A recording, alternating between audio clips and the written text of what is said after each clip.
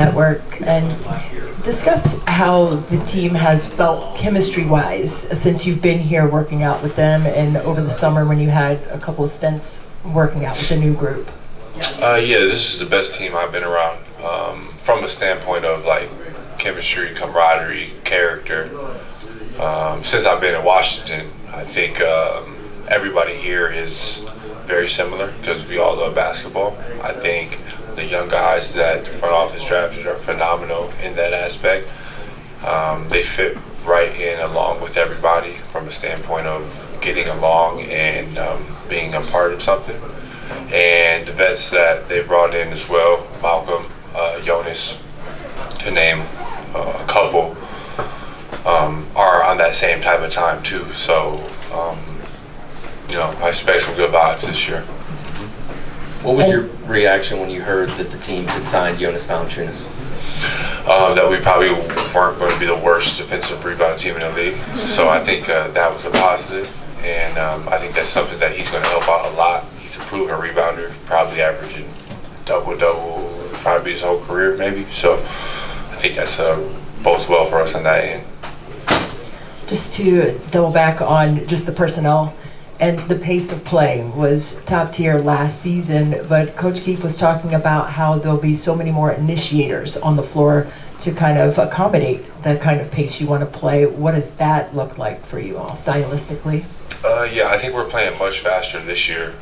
Most likely, I think just being in the gym with the team in September, a lot of these guys, I've told BK that like, wow, we're running right now, really, really fast. And I think that it's going to help us a lot. We may not be the most talented half-court team in the NBA, but that's where our advantage is right now. And then from an initiating standpoint, I really like what BK and the rest of the staff have done from an offensive perspective.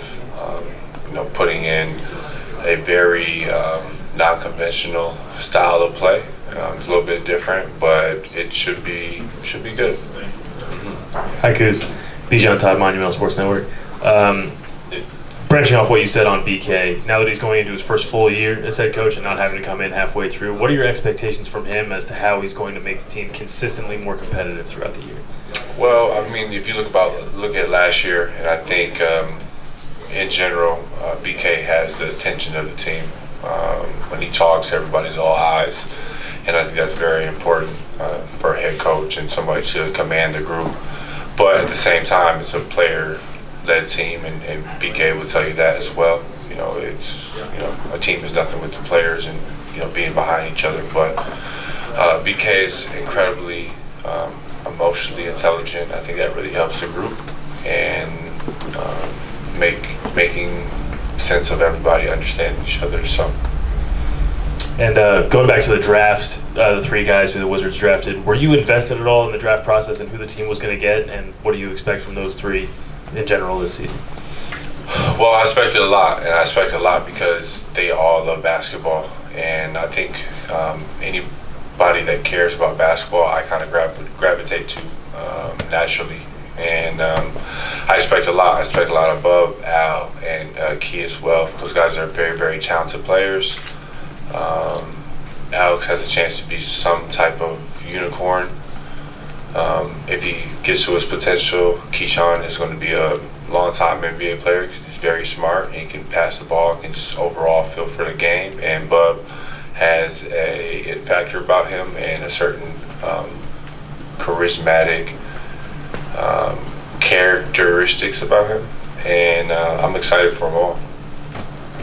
Kyle, as this team continues to get younger, and what are the challenges for you in terms of teaching points, being a leader, trying to explain to them what this league is about, and following up on them when they do what young players do, which is kind of one step forward, two steps back. It's kind of the natural evolution.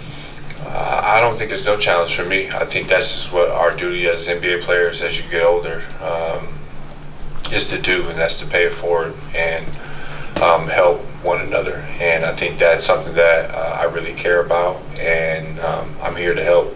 I'm all ears, all eyes, all questions. So, first and foremost, that's about leading by example and doing what I need to do every single day. and hopefully that rubs off, you know. Kyle, what are your expectations for yourself in terms of what you'll bring to the court this year? You know, I think I've had back-to-back career years. I don't see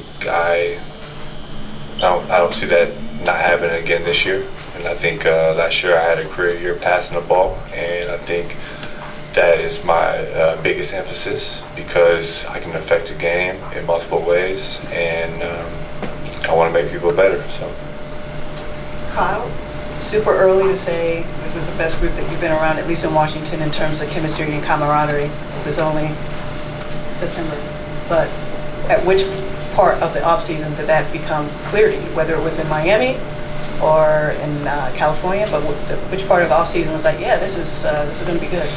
Just a feeling. I think I've been gifted by God, you know, just you know, I can read vibes, I can read the room, I can, you know, fill out people just from a vibration standpoint. And I think that, one, we've been together since June because we had Miami, we had Vegas, we had a longer stint in August in Southern California. And I just like the vibe that we have. I think everybody gets along, partly also because everybody's like the same age. I'm 29, but I'm a little bit younger than an average 29-year-old, so it's pretty cool. Kuz, what did you think changed with Jordan after the All-Star break in terms of him unlocking more of himself? Truly, no clue, honestly. I think he just, you know, figured it out on his own, but I can't say from last year to over the summer and to now, I think Jordan is a much different person. I think he's more relaxed. I think he's more at home. I think for him coming to a new situation off the first time of his career was probably really, really hard and a little bit different. And everybody moves and develops at a different pace. So, you know, you got to give people grace in this world. So I love where he's at from a mentality standpoint. I think that he's Jordan Poole. You know, I don't think last year he necessarily was. He was a little bit quiet, a little bit standoffish, a little bit. And I mean, we have the same agency, and I know for a fact from conversation that was not him. And I think that I see more of what Jordan Poole is now. So, Kyle, Brandon with PGC right in front of you both. Yeah, How you feeling, man? I know you mentioned being 29 years old and the lifespan that you've lived. What are some keys that you can take away and share with some young people to get to where you are right now? Yeah, be yourself, be unapologetic.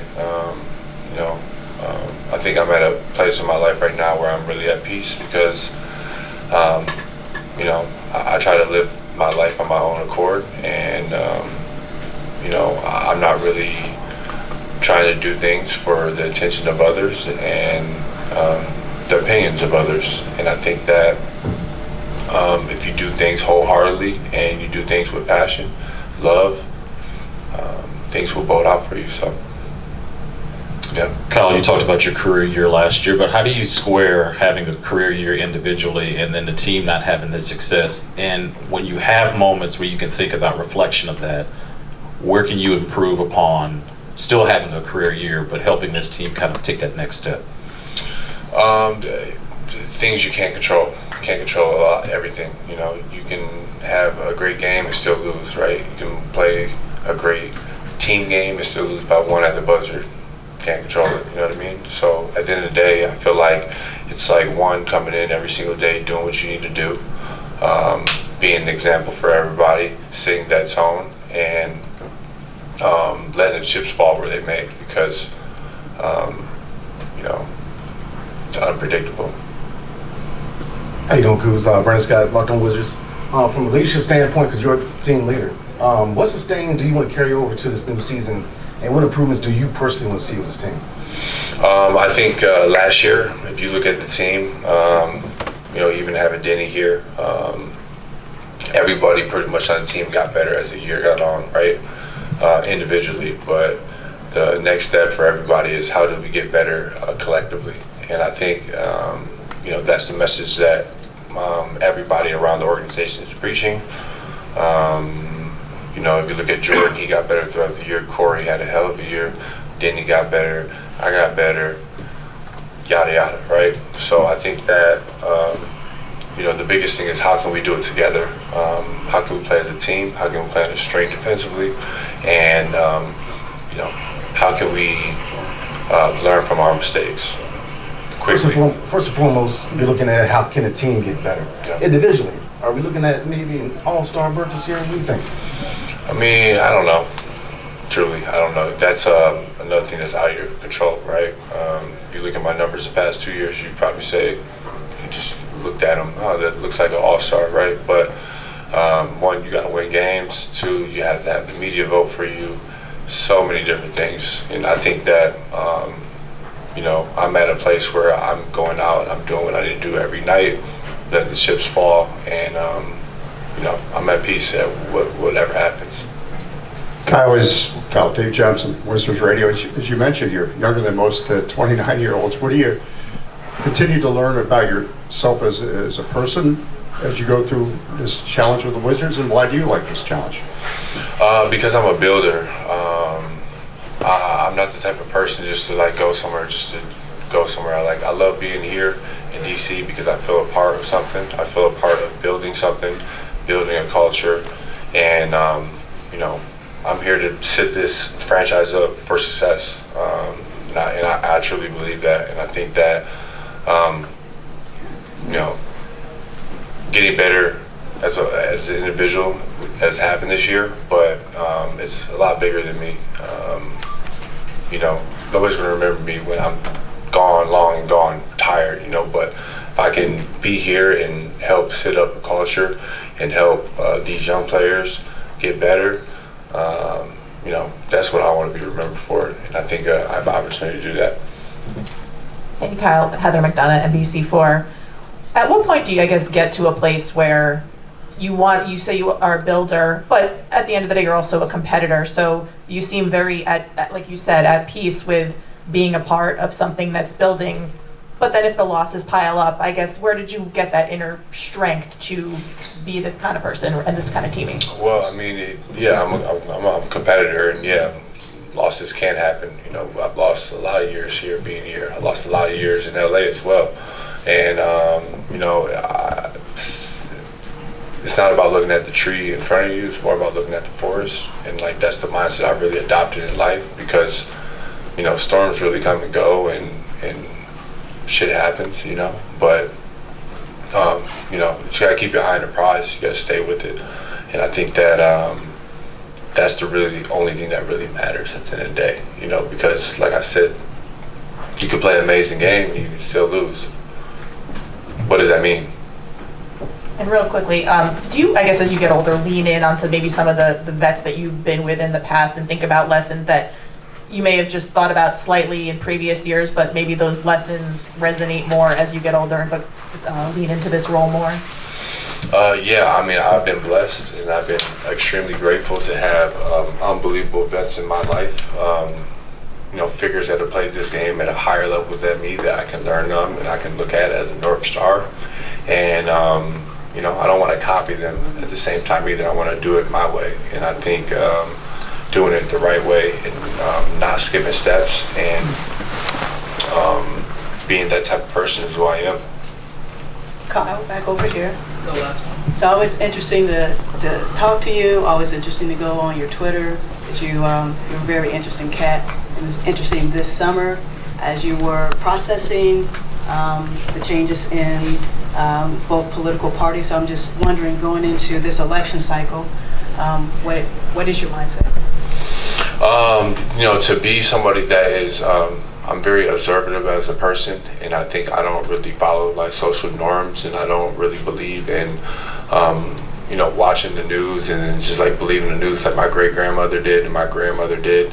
You know, I like to look at things for what they are and then make my own opinions, and I think that that's what we all should do as you know, American citizens, because it's very important. And you know, this is an important election, and every election is important, and not just the grand scheme of things, because that's not even just the biggest thing. It's about the local things, the regional things, the state senates, the houses, the governors. And I think that it's extremely important to make your own opinions in this world because, you know, a lot of people try to cloud that.